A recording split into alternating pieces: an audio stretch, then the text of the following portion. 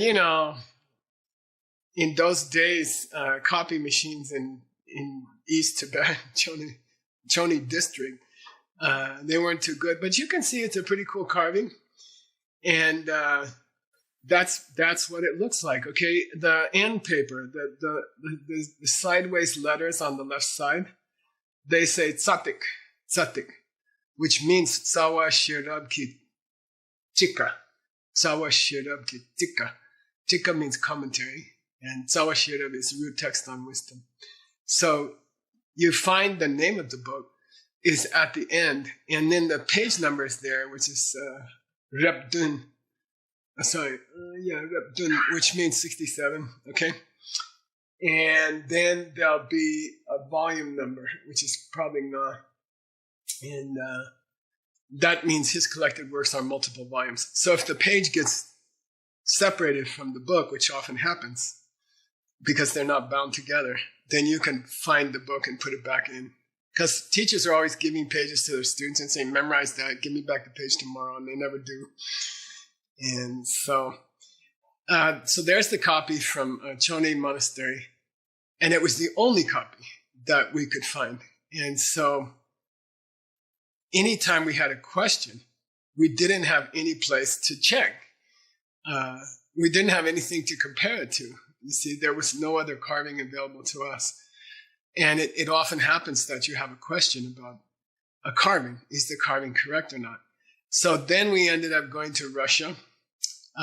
We found, 141,000 Tibetan manuscripts in the collection of the king. The Tsar of Russia had a collection that he was a book collector. Russians are inveterate book collectors. They love books.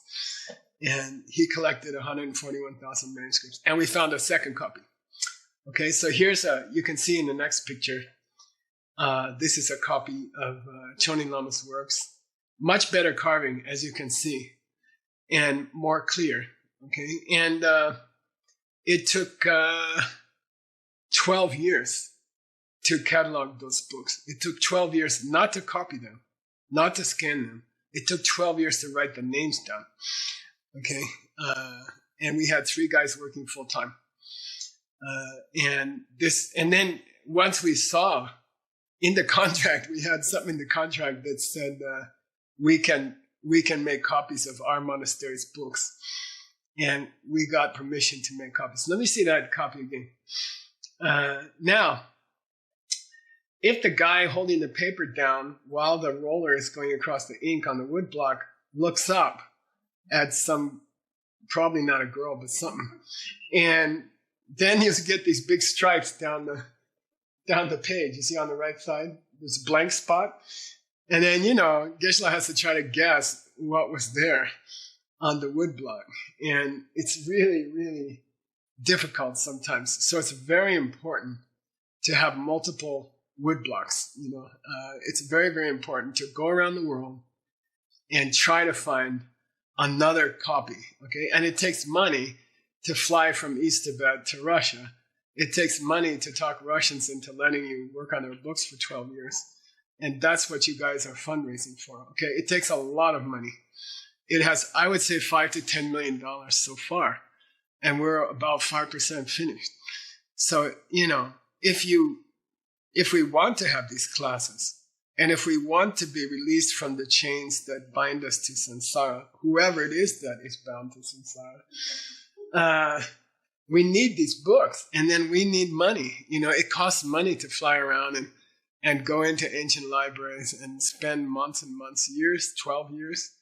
It takes money. Those guys who lived in St. Petersburg is the most expensive European city because you can't grow anything there.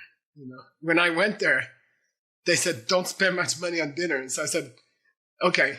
And so I went to dinner. I said, all I want is a salad. And they gave me a salad. And the next day I said, okay, I didn't spend much money on dinner. What'd you buy? I bought a salad. Oh my God, that's the most expensive thing. That's like $50.